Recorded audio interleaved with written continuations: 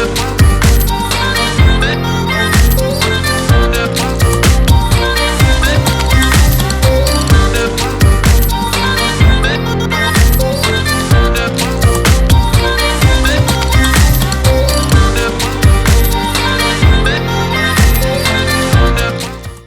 morning, good morning, good morning, and thank you for joining me on another episode, Friday's episode, TGIF.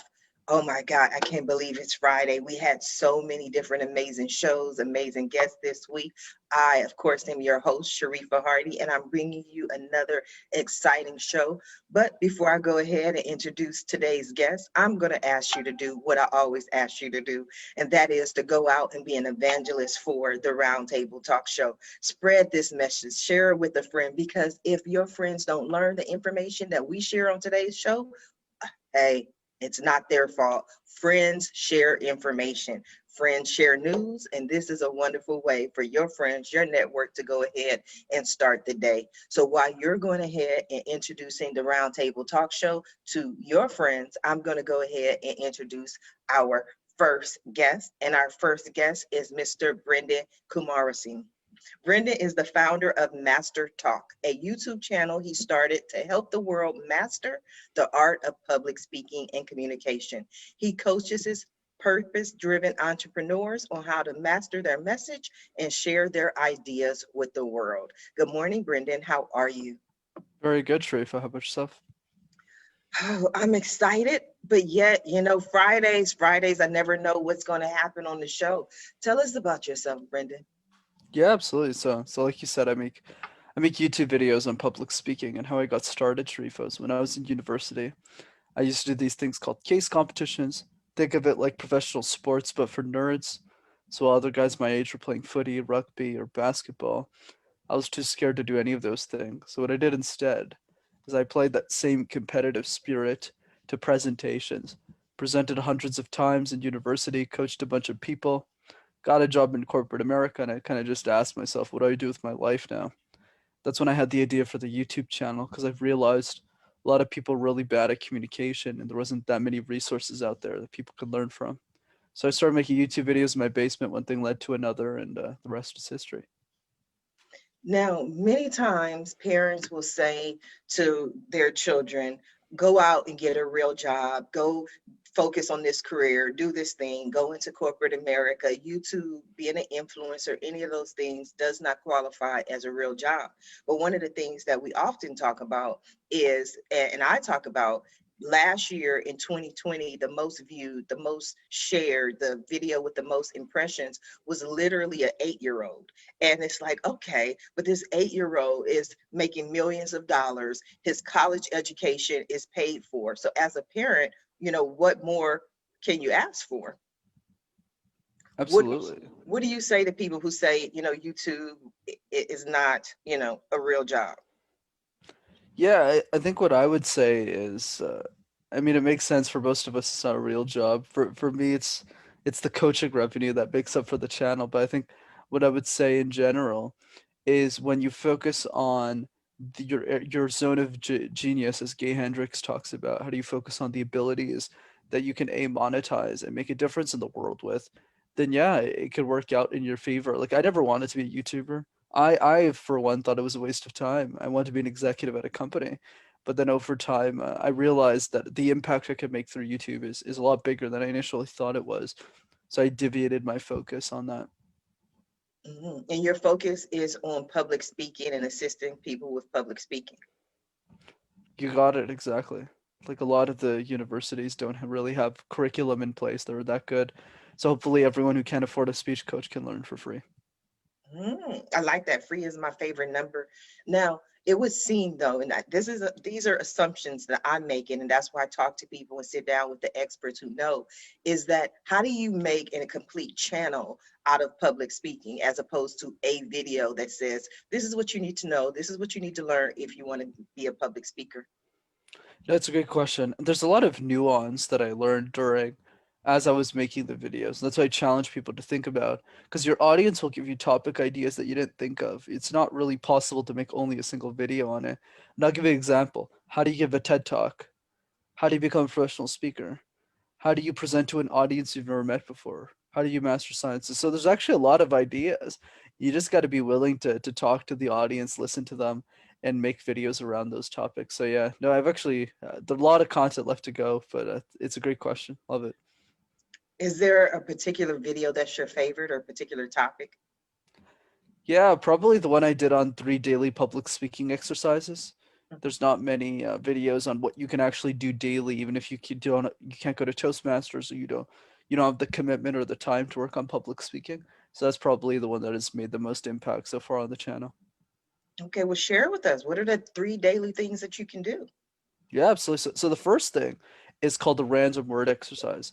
So the random word exercise is very simple. You pick a random word, a beach, teddy bear, a curtain, and you make random presentations out of thin air. So what this does is it builds your resilience so that when you're presenting areas of expertise, like on a podcast or a live round table, where you're always answering the same questions, then you get a lot more comfortable with it over time. That's one. The second one is called the endless gaze. So the endless gaze is how do you get more comfortable with pausing? And the secret that a lot of the best speakers don't tell you is that we can pause forever and never make it seem awkward at all. So to get more comfortable with pausing, what you want to do is you want to stare into people's eyes for 5 minutes. So what I get people to do is go to somebody in your house and just stare at them for 5 minutes. Most people can't even last 5 minutes, Sharifa. It's kind of crazy. But if you can do that, you're going to be a lot more comfortable pausing for 3 seconds, 5 seconds in an actual presentation. So that would be number two. Number three is understand puzzle. So puzzle just means when you're preparing a presentation, when we work on a jigsaw puzzle, those little pieces, those toys we used to do as kids, the technique is to always start with the edges, right? If you do the edges first and then you work your way into the middle, that's the easiest way because the corner pieces are easier to find. But we don't do that in public speaking. We always start with the middle first. We shove a bunch of content. The presentation makes no sense. And our last slide sounds like this. Yeah, so thanks. So the trick is simple. Apply puzzle. When you're working on a presentation, start with the introduction, master that, do it 50 times. Same thing with the conclusion. What's a great movie with a terrible ending? Terrible movie. Do it 50 times, then dive for the middle. I like those techniques. I would never have thought of those, especially the idea of the pause. So, I've heard the pregnant pause or the dramatic pause. Is there a reason why you feel the pause is important? Absolutely. The pause is important, Sharifa, because it allows you to emphasize specific parts of your message. So, for example, when you say your key idea, the one sentence that you're there for, the one sentence that you want to share with the world, well, in that one sentence, you probably want to pause so that people know, oh, that's what Brenden is trying to get at. That's what Sharifa is trying to say. That's what Moeed is trying to say, or Marcel. So when you do it that way, that's how you become more successful. So I encourage people to practice it more often. I'll have to go ahead and practice my pause. I love it. I'm going to come back to you. I want to go ahead and introduce my next guest, Mr. Moeed Amin. Moeed is a sales consultant, trainer, and coach, and has worked with over 400 companies in 10 industries. For over 20 years, he has been obsessed with how and why people make their decisions. His journey started with graduating in neuroscience, where he learned about the evolution of our brain structure and the impact this has on the psychology of decision making. Good morning, Moeed. How are you? Good morning, Sharifa. I'm very well, very well. How are you? I'm excited to learn more. I already learned from Brenden. I'm going to learn from you, I'm sure. Now we're learning from each other, which is great, right? Yes. Tell us about yourself. For sure. I'll tell you about the idea of the business.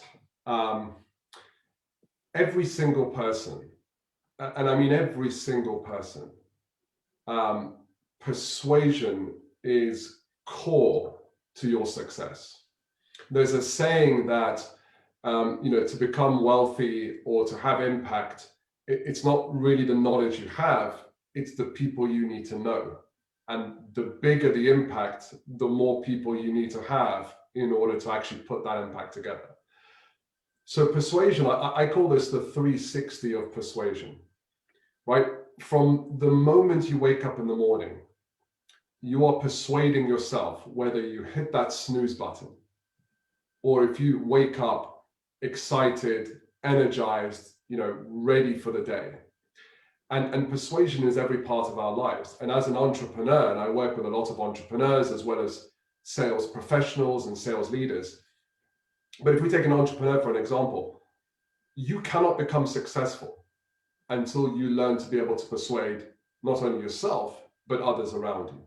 You can have the best product in the world, you can have the cheapest prices, etc. But until people know about you, and until you're able to articulate that in a way that motivates and moves them to take action, it won't work. So you've got to persuade and sell to your potential clients. You've got to persuade and sell to your existing clients or customers to stay with you instead of going to someone else.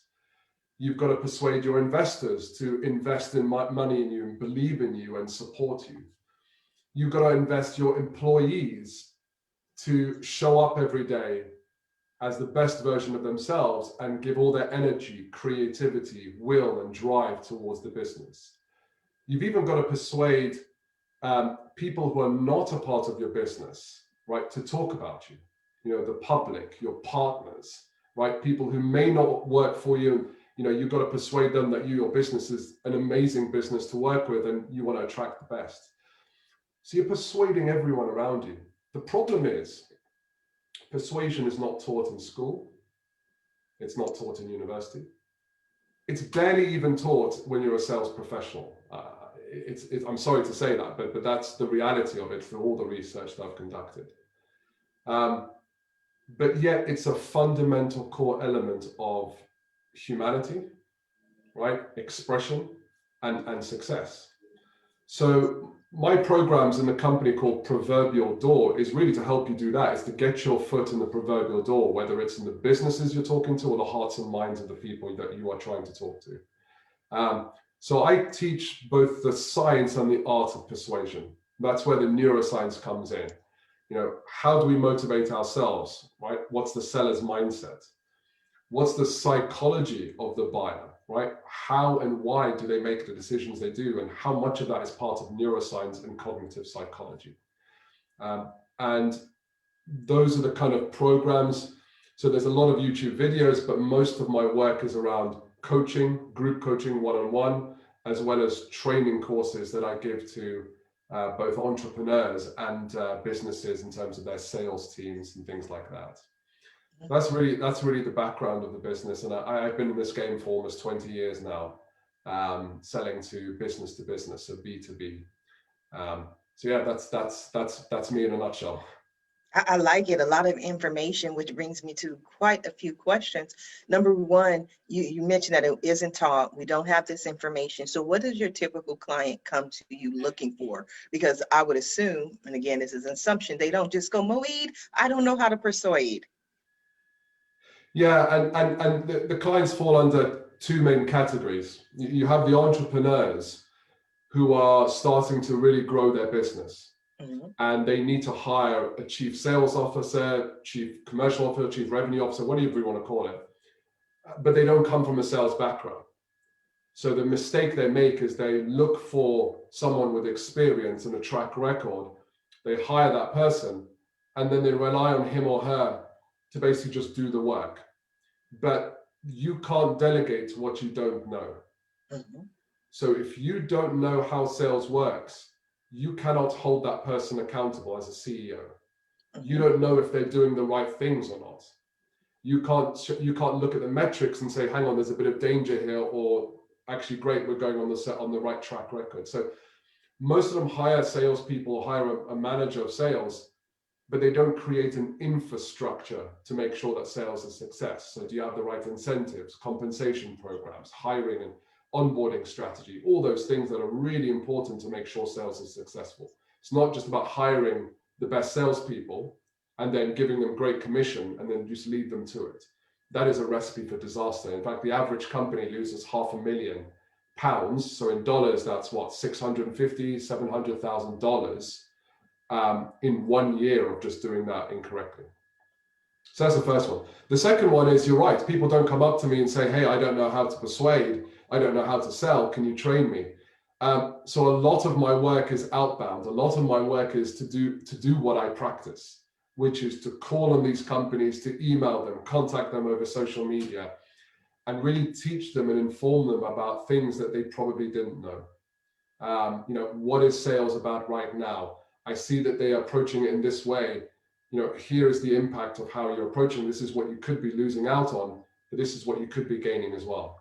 So I don't wait for people to approach me. I practice what I preach, and I have to proactively contact them with some incredible insights that will really get them curious. Thank you, Moeed. I'm going to come back to you, but I want to go ahead and introduce our next guest, Mr. Marcel Barwanietz.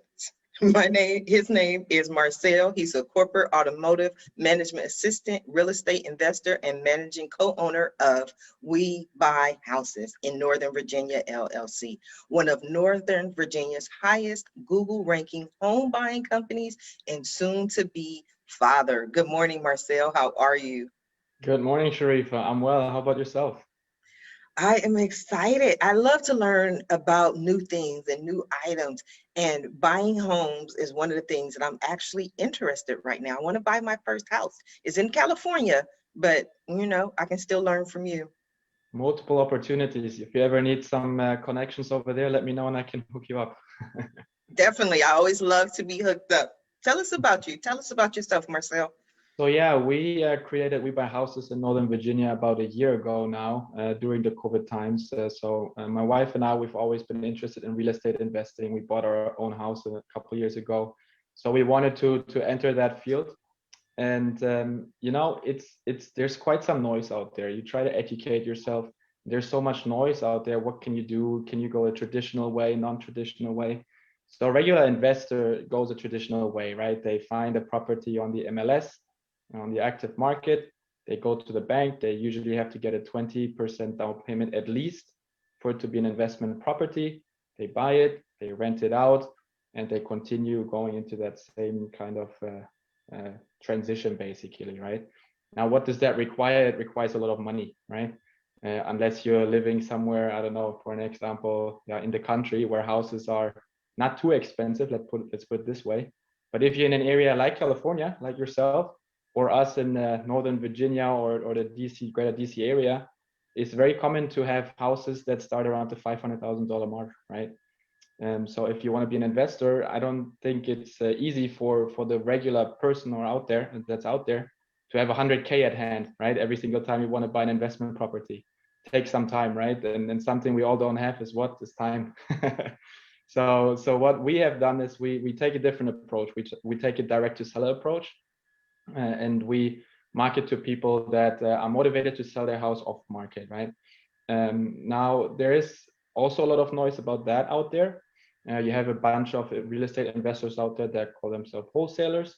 So they wholesale a house. They basically get a house under contract at a discount and then assign it to another investor, a homestead buyer, or so forth, and make a pretty penny of that. However, that means you basically buy a house at, depends on the area, 70 cents on the dollar or so.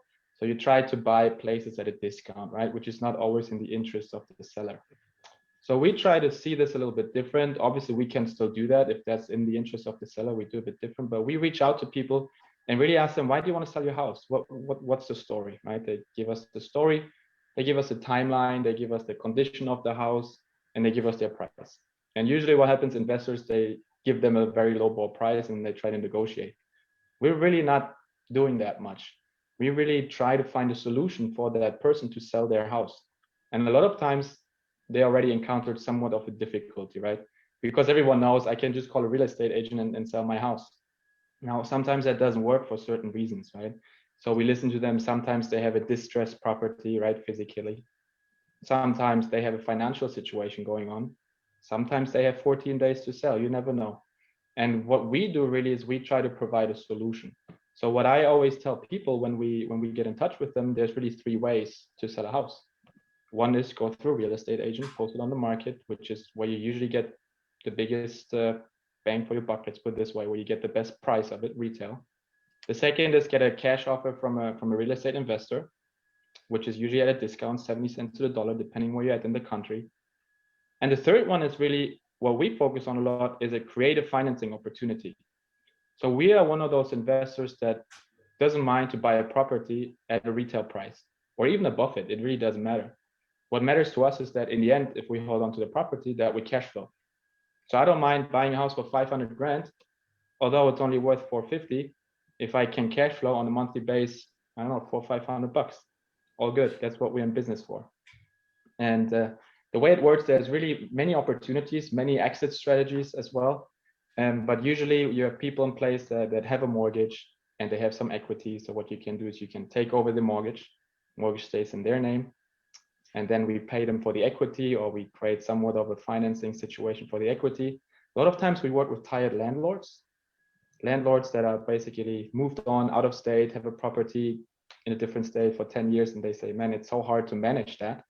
I just don't want to deal with it anymore. So we come up with a solution where we actually upgrade them from being a landlord to become a lender.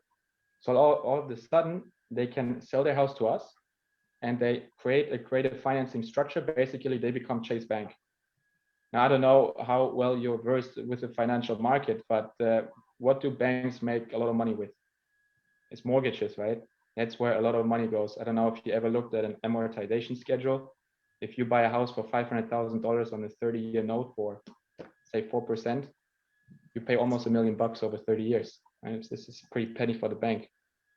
So what we try to do is we tell people, how about you still make that monthly income without all the stress that you have on the side being a landlord? So this is like an example we have. So really what we try to do overall, I don't want to talk too long here, but what we do is we try to find solution for sellers that want to sell their house without really trying to, as Moeed says, really persuade them to sell to us. We try to provide solutions, whether that's working with us or not, it doesn't matter. If we can be a solution, that's great. If not, we're happy to help people. I like it. Very interesting. Moeed, I see you're nodding and agreeing with Marcel. What are your thoughts? Yeah, there were a lot of things. I mean, I'm not a real estate expert, but I certainly read a lot, and my father has a knack for it, and he's really good at it in the London area.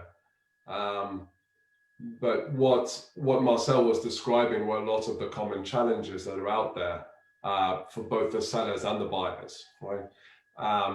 And certainly that different approach that he has to financing it. It sounded interesting. I mean, one question I have for Marcel is, he says he doesn't mind paying the market price as long as he gets recurring income. My sense when you described that was it was something different to the norm, but that sounds like a typical buy-to-let property model. Is that, and did I misunderstand? Is there any difference in relation to what you're doing?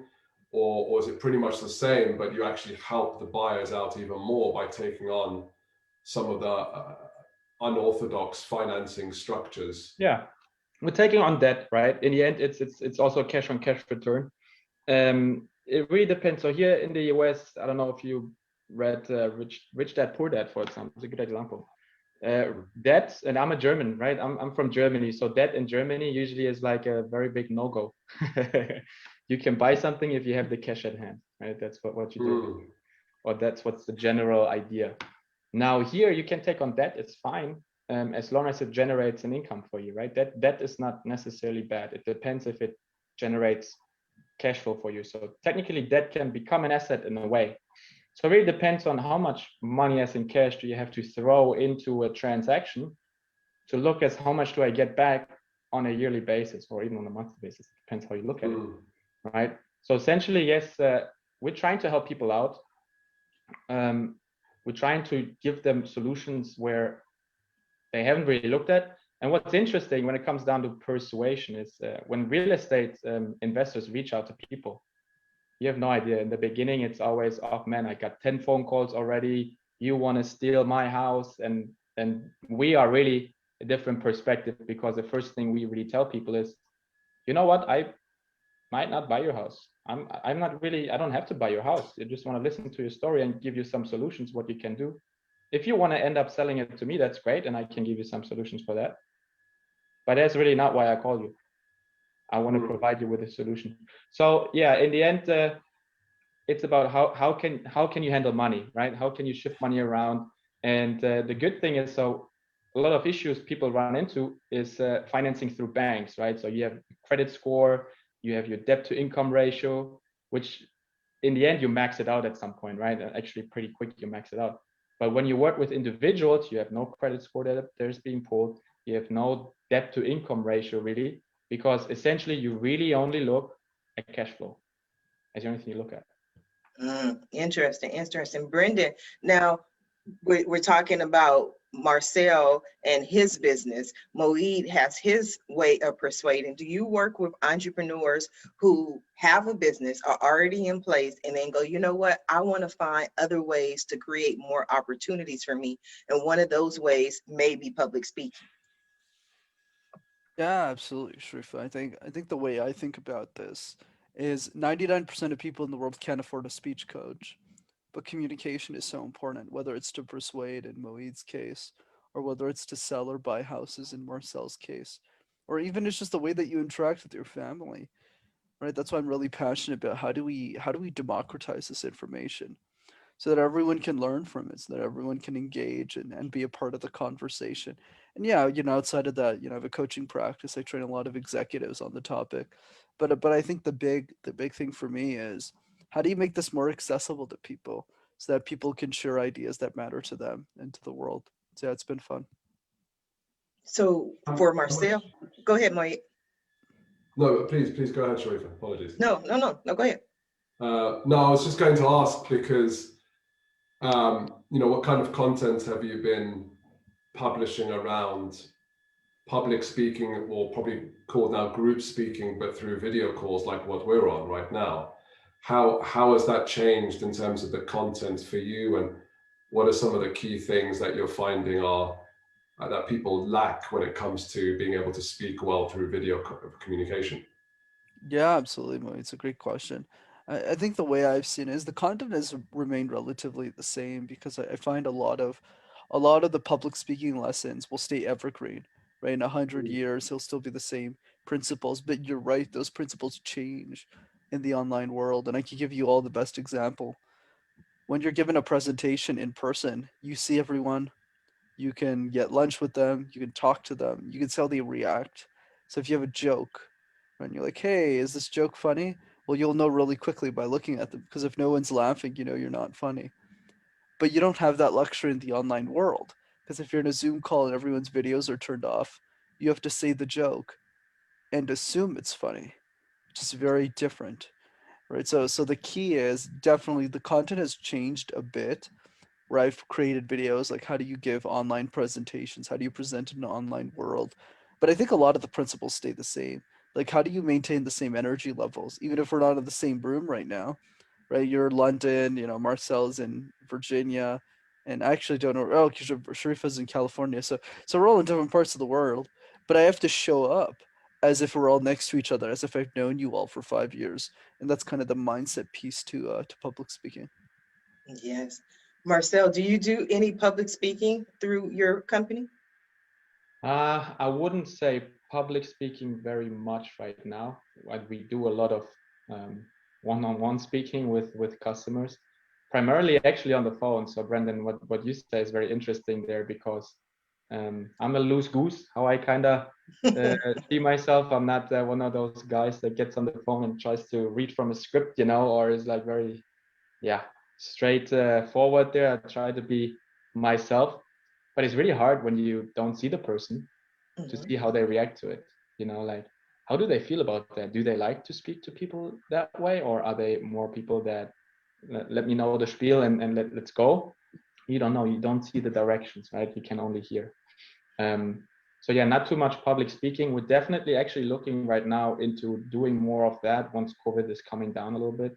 We want to go to local title agencies and get also other investors in the areas and do some sort of education, some sort of educated presentations in terms of creative financing. So what we do a lot of is joint ventures, right? It's all about having investors come in and say, hey, I know you have an issue there with a seller.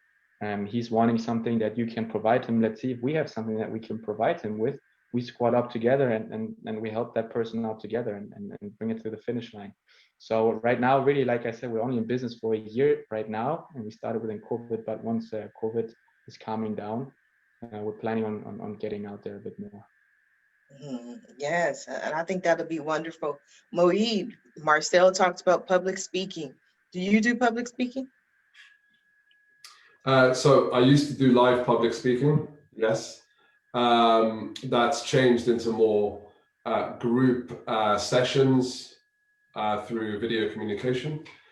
So I think you can still class that as public speaking. But yes, I certainly do that.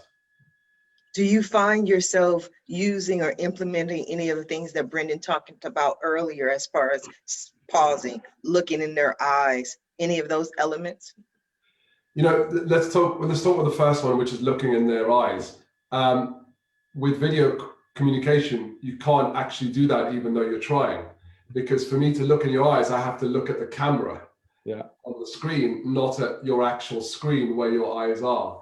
So it's a very, very different approach. It's very alien to a lot of us, actually. But I certainly do some of the things that Brenden talks about and more, because I have an acquaintance who I had on my own podcast show,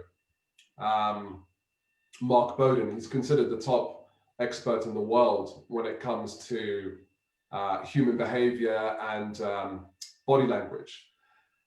And I've also been on Toastmasters, etc. So I definitely use some of the techniques that Brenden talks about. But there are a few things that are really important that I have personally found. And Brenden, I'd love to hear your thoughts on this when it comes to public speaking. And we'll talk about it through video. Number one is lighting, right? You can probably see from the reflection in my picture that there are two powerful lights there. And there's a scientific element to that. We trust faces because we're able to read faces even subconsciously. If I can't see your face clearly, my brain will automatically go to the safe option, which is let's just not trust this person, right? So the brain's always looking for the safest option. When there's no lack of information or too little information, go to safety and just don't do it, right? Don't trust. So lights are incredibly important. The other thing is the camera angle. So Mark Bowden talks about the truth plane. So all this part of your body, this front part of your body is the most exposed area of your body. When you show that to people, rather than just me leaning in and seeing my face, it subconsciously gets people to trust you more because you're exposing the most vulnerable parts of your body to me. And there's a deep kind of evolutionary element to that where it goes back to hunter-gatherer and tribal. The other one I use is the voice. So you've noticed I'm varying my pitch. Sometimes I might talk about things a little bit quieter when I have something to talk about. Other things, when it's really exciting, I might raise my voice. Again, there's a neurological element to it, neuroscience element to it, because our brain is designed to filter out anything that's monotonous, because it's too energy intensive to keep concentrating all the time. So if something sounds boring and monotonous, one pitch, the brain's going to vary it, going to shift it out. But if I'm varying my pitch all the time, it kind of induces you to stay focused. But one of the things that Brenden talks about is the presentation. In video, your presentation, your deck is front and center to everything that you do. And I did a workshop, which is posted on my website, all about the science, the neuroscience behind how do you keep people engaged, focused, and interested in your presentation. And there are various very simple techniques to do that. And that's the most important, because if you're doing a sales pitch or anything that shares information, that presentation is what people are going to focus on. And most people, I would say 99% of people, have had zero training on how to create presentations that really captures and maintains people's attention. And more importantly, actually helps people remember what you have said 2 days later. Because 80 to 90% of what we hear or read is forgotten 2 days later. But people always remember 100% of how you made them feel. So if they feel that they can trust you, that's also front and center to what I do in my persuasion courses. Everything we do, someone's got to trust you. They've got to trust Marcel that he is someone that honors his word, especially when it talks about financing and you're taking my property, which for most people is the biggest investment of their lifetime. And they've got to trust Brenden, for example, that he knows his stuff, right? Is he saying things that aren't going to make me look stupid in front of a whole crowd of people? Because one of the biggest fears out there is not dying. I think there was a research, I can't remember the exact number, but people were asked what they feared more, dying or public speaking. A lot of people said public speaking. So they're really exposed, and there's an evolutionary element again to that. But those things are really important. So that's kind of how I approach it, and I try to kind of shove a lot of information there because there's a lot to share, but hopefully that makes sense. It makes perfect sense to me. What kind of sense does that make to you, Brenden? Makes a lot of sense. You're clearly someone who's very well researched, and I'm not surprised. I mean, you are a persuasion expert, Moeed. And yeah, I'm familiar with Mark's work a lot. He's great. He puts a lot of great videos as well. So yeah, awesome to get to know you. And how do you think public speaking plays into persuasion? How do you think those two concepts are interlinked in the work that you do? Sorry, in the work that I do, or in general when it comes to persuading large numbers of people? I would say in either context that you feel comfortable sharing in. So for example, like you teach the art of persuasion, but how does communication and public speaking play into how we can persuade people better? Or do you think it's not a factor? No, it is a factor, but and hopefully I've understood your question correctly. For me, public speaking and communication is a channel for persuasion, right? Persuasion is the end result at the end of the day. But I could persuade you through multiple channels, right? I can either persuade you on a one-on-one conversation. I could persuade you via email. I could persuade you via social media posting. I could persuade you via public speaking. So for example, if there's a forum where everyone comes in with shared common interests and I have something of value to talk about that, public speaking is the best way to do that. But public speaking, at the end of the day, you're not speaking to everyone just for the sake of speaking. You're there to move them in a certain way. Either that's to change their mind or perspective on things, or it's to move them to want to seek more information from you, or it's to move them to buy from you. At the end of the day, public speaking is just another channel to persuade the message that you want people to hear and to take action, right? That action could come in various forms, as I said. But I see public speaking as a huge channel for persuasion, particularly if you're trying to persuade more people in a more efficient way. I definitely agree. Marcel? Yeah, so I do have a question for Brenden in that regards. When you do take on new clients, for example, right? Something that I come across with people that start working for us or with us, how do you persuade them, and maybe we can join in there too, to overcome their fear of public speaking? Because I think the first step in public speaking, right, or to be able to become a better public speaker is to overcome that fear, right? I think that's like the first barrier of entry, so to speak. Yeah, absolutely, Marcel. That's a great question. I think the way that I think about fear is understanding where it comes from. And I don't think many people talk about this. And the answer why we're scared of public speaking has nothing to do with us. The reason is because of the education system. Think about it. Most of the presentations you've given in our life were mandatory. We don't wake up one morning and say, hey, Sharif, Moeed, Marcel, you guys want to get breakfast and present all day? I don't think anyone says that. Right? I'm probably one of 4 people in my country who does that. But most people, it's you're in school, you have to pick the topic that I choose for you, not the other way around. Where you never get to pick what you want to present. You don't get to talk about persuasion, right? You don't get to talk about podcasting or live shows. You have to talk about turnips or the Renaissance or some other random book about Shakespeare. So that's 1. 2, you're presenting to students who don't want to listen to you. It's not their fault. They have to present Egypt in 10 minutes. They're biting their nails. They don't have time to give you they don't have time to listen to you. They're worried about their own thing. And 3, teachers. Teachers are great. Teachers are very well intentioned. My sister's an English teacher, but teachers are also very stressed. When you have 60 students and 60 presentations, how are you supposed to coach them all through that? So when you're always presenting mandatory things, you start to see public speaking as a chore. It's like doing the dishes.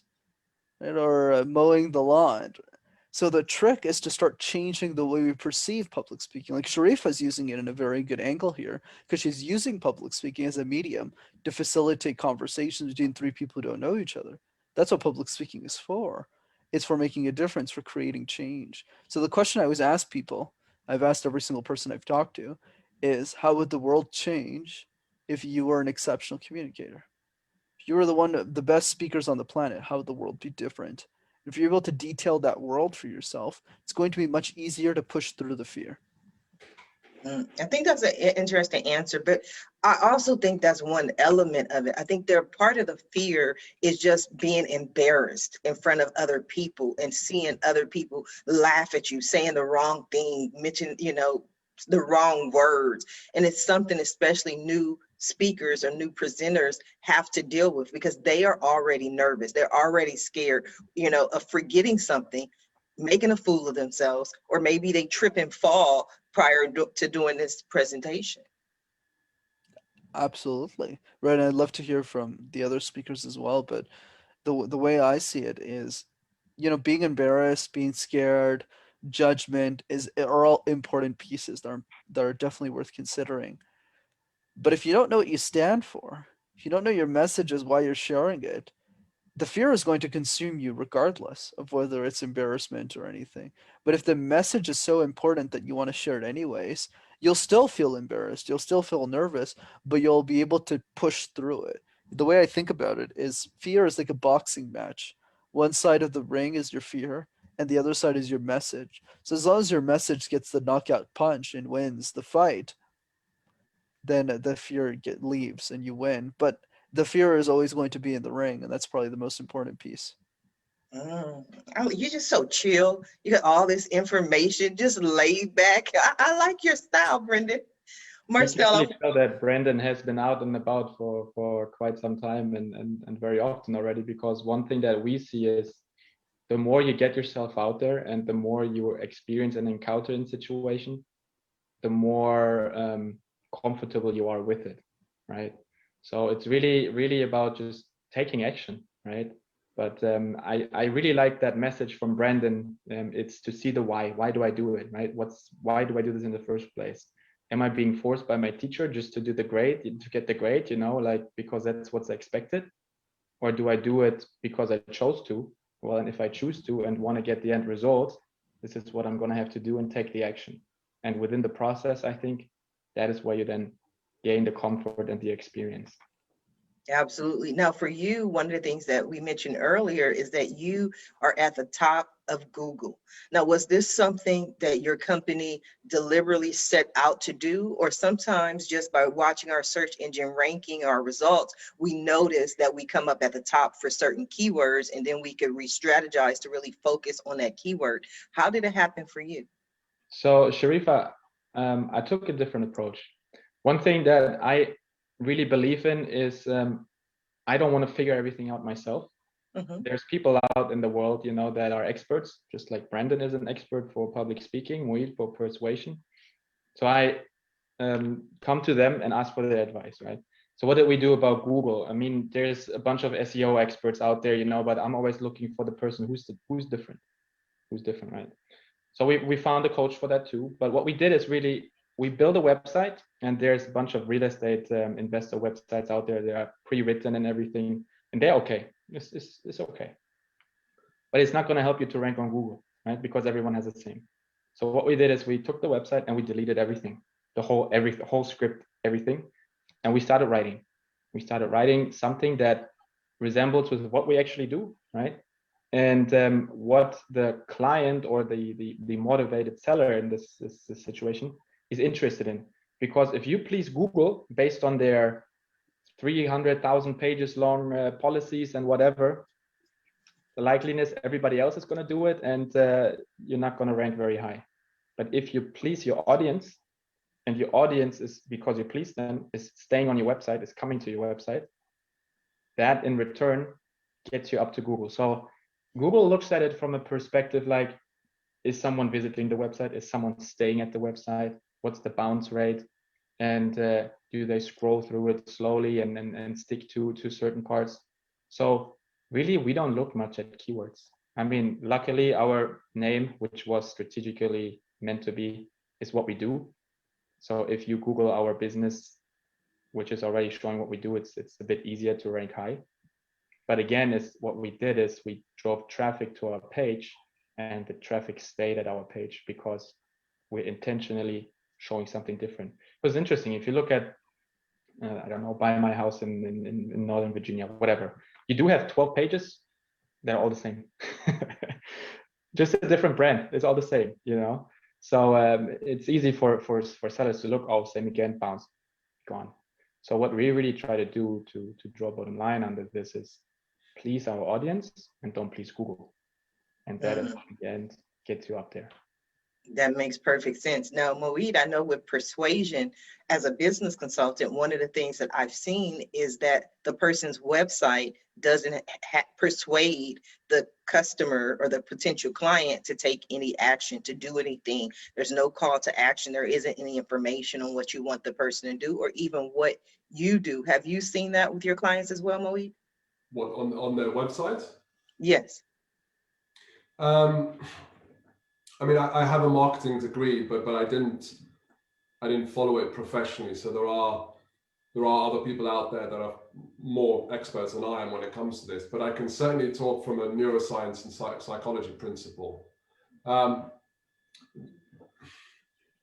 There's the element of the way that the website looks and feels now, right? There's a lot of research that's done by Salesforce and a few others, and you can look at Salesforce, you can look at, I think it's Spotify's website. They seem to have a structure that works very well. It's clean, it's not crowded. When you go to the website, the message so the first thing that the person sees when they go to your website, assuming they go to your home page, right? But if they go to any pages, what does the message say? Is it generic like what everyone else says? Or is it something that really stands out, it hits home to my emotions? There's a book that was published by a gentleman called Brenden Kumarasamy. It's called Hook Point. He's more famous for writing his first book, which is how he got 1 million followers on Instagram in 30 days. We live in a 3-second world. It isn't because we're getting dumber. It's just because there's just so much information out there that our brain has, and it does what it's supposed to do, which is to now say, okay, there's too much information. I can't understand all of that. My filtering process is going to get thicker, and I'm only going to let in things that really hit home with me. So the threshold and the bar for having more attention has gone a lot higher. So that first sentence, whatever it is, or phrase on the website has to be so powerful. It's got to be evocative. It's got to hit my emotions, right? My ultimate emotions, or my worry about something. And it's got to arouse my curiosity. Those 3 things will make you take action, which will either be click or scroll down and learn more. So if someone's buying a home, for example, or they're selling their home, and they come to Marcel's website, Marcel, what would you say is probably one or two of the most common fears when someone is selling their home? Well, first of all, are they legitimate, right? Do they try to take me for a ride, or are they actually buying my house, right? Right. This is a big fear that we encounter, is the credibility factor, which is what we intend this website to be. It's not to generate people, it's a credibility check. So that's really important, right? Because it speaks to the core element of the book that I'm going to be publishing soon, which is around trust, right? Can I trust that this person actually is serious and wants to buy my house, or are they going to take me for a ride? Or is it a real person? Sorry? Are they actually real people? Real people, yeah. So, and this is very basic, right? I mean, this is hugely assumptive, right? So, but based on that, the website should show maybe faces. That's the first thing. The first part of the page is called the God spot, right? Before you scroll down, so from the top of the screen to the bottom of the screen, it's called the God spot, I think. right? And that part has to show something really powerful. So maybe faces in the background, but certainly a sentence that will address to that. So the thing that came to mind for me straight away was a list of all, I don't know if you can publish names or something like that, but almost kind of saying a list of all the people or the properties that we have bought in the last 12 months or something like that. Something that visually instantly says to that person, hey, this person's serious. They've bought homes, and look at all these people that they bought homes from. They've got to be trustworthy, or at least worthy of me to read further. So something that talks to the overriding fear of when someone is visiting your website. For me, it's a very crowded space. There are a lot of charlatans out there. There are a lot of, the one thing that I hear the most is this sales trainer the real deal? So what I'm trying to change on my website is, does each page show that I am the real deal? Are there any endorsements, the book, or something else that shows that I am the real deal, right? That's probably how I approach it in terms of persuasion. Don't try to persuade everything. The job of the first part of the website page is to get them to want to learn more. And as you get them to learn more, then you talk about other levels of persuasion, right?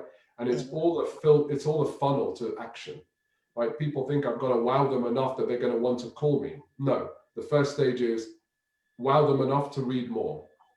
Once they read them more, wow them enough to allay all the fears that they might have. Once I've allayed all those fears, wow them enough that they're going to want to pick up that phone or submit their details to me, right? It's stages of persuasion. I call it stages of trust building, right? That's how I would approach a website. But like I said, I'm not an expert in marketing. There are others that are better than I am, but from a persuasion element, that's some of the things I would think about.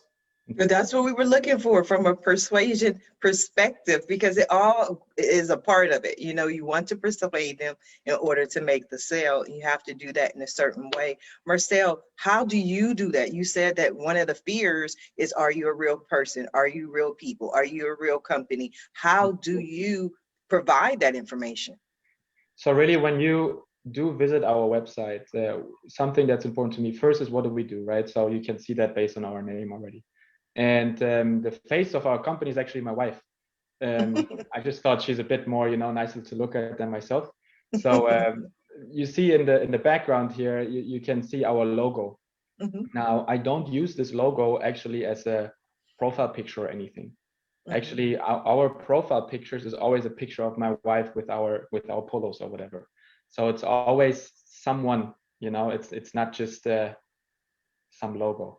And then what I also do on our main page is, the further you scroll down, is every content break, so to speak, when you go kind of to the next section, is always a line of a review, of a Google review, and that can be a review of a personality review, right, about us. That can be a review of a transaction that we've done, anything like that. And like I said, for me, it's important. The website is not lead generation as a priority. So for me, the website is really in terms of credibility, because what do normal people in any business, what do? They get something in the mail, they see an ad somewhere, or someone called them, and cold called them. And like you probably get 3-4 calls a day, nowadays with your extended warranty or whatever it is, And so what you do is, really, everyone goes online.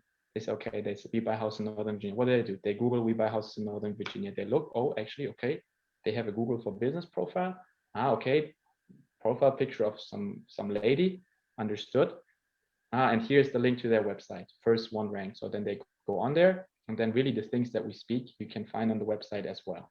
And now I can also see how other people already reviewed them. You can see those reviews that we put on the website. We actually have them on our Google Business profile. So what we want to avoid is, you see that sometimes on websites there's reviews and you're like, where does this review come from? Could you have written that yourself? Like, where does it connect with? So we really right now use our Google reviews, and we don't have too many yet. We're still, like I say, only a year in business, but we really try to connect those things together and create this credibility factor, because what you want to avoid is, if someone sees an ad or whatever from you and they go online and they find your competitors rather than yourself, now you just market it for your competitors. So that's a goal for us. A lot of information, a lot of useful information that we can incorporate into our businesses. Now, we are coming down to the last few minutes of the show. And what I love to do at the end of every show is just simply allow my guests the opportunity to speak directly to the audience, to everyone who is watching the show live, as well as everyone who is watching it in the archives, and let them know what you want them to take away from your appearance here today. And we're going to start with you, Brenden. Yeah, absolutely. I always like to end with the book recommendation, some life advice. So my book recommendation is a book called Thirst by Scott Harrison. I think Scott's a genius in marketing, messaging, and branding, especially in the context of storytelling and public speaking. So I encourage everyone to check it out. He's the CEO of Charity Water. It's a nonprofit he started. Really powerful story and great lessons from the book. So besides the book, life advice is the following. Be insane or be the same. If you want to be like everyone else, it's totally fine. But if you want to make a difference in the world, you want to do something important with your life, I found that the only way to do that is be crazy.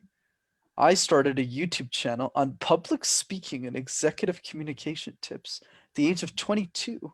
And then I went to coach C-suite executives when I was 23. But I'm literally having this conversation on a mattress. I still live in my mother's basement. I dance alone in my basement an hour a day. I karaoke in 8 different languages. And I love Justin Bieber. How does this make any sense? And that's the point. When every decision in your life makes sense to the only person that matters, which is you, you'll probably be very successful in life. So be insane or be the same. I love it. That was fabulous. Thank you, Brenden. Moeed, what do you have for us? That was a hard act to follow. one of the elements of having nobility of spirit is to be able to share your perspective on things. When you ask someone to describe someone who is noble, there's an instant feeling, which is that person has character, but they're able to share their point of view eloquently, with passion and clearly. And if you cannot speak to the world, then you can't have your voice heard, right? And in order to do that, you've got to know how people like to hear certain things. You've got to know why people make certain decisions. So if you're an entrepreneur, and you see these stories all the time where people are banging on doors, knocking on doors, making phone calls, doing all those things. If you're an entrepreneur, you've got to be a salesperson, because no one is going to come to your product, whether you're Facebook or anyone else. They sold it in some way, shape, or form at the beginning. And I think it takes courage to do that. But one of the things you can do in order to build courage is to build that courage muscle. So connected to what Brenden said, do something that scares you a little bit every day, or do something new every day. Not something that scares the hell out of you, but something that just scares you a little bit, right? To give you an example, have a cold shower today. Just try it, right? And when you do those small things, other than the fact that it's really good for you, but when you do small things like that every day, you will build up that courage muscle, so that picking up the phone or talking to someone strange is no longer that scary anymore. So build up that practice. Do what Warren Buffett says, which is wake up, go to bed every day smarter than you were when you woke up. Learn something new, do something new every day that's outside of your comfort zone. Because to grow, you've got to get comfortable with discomfort. Yes. So that's what I would share. Thank you, Moeed. Marcel, what do you have for us? So for me, I would like to tell everyone out there that wants to be an entrepreneur and that might be in a 9-to-5 today, which I'm still today and also plan to do in the future for now, is to just take action. Go out there, fail forward, fail, you become more comfortable with it along the way. And really, when speaking with people, specifically what Brenden said, and Moeed as well, it not always clicks on the first contact, right? To me, it's about for people to think about it this way: get to know me, get to like me, get to trust me. And it's a process, right? And it takes time. There are many things you can do along the way. But really, to me, it's about taking action and be consistent. Be consistent. What Moeed also says is very interesting, because it's a mindset, right? Do something that's uncomfortable every day, that gets you in the mindset of consistently doing something uncomfortable and being uncomfortable on a daily basis. It doesn't have to be the same thing. So being consistent and taking action is I think, very important. And one last thing I want to share with the audience is, and I told you in the beginning as well, Sharifa, we're connected all over the country. We have a main business partner. His name is Pace Morby, who is one of the leading industry expert also for real estate and creative financing.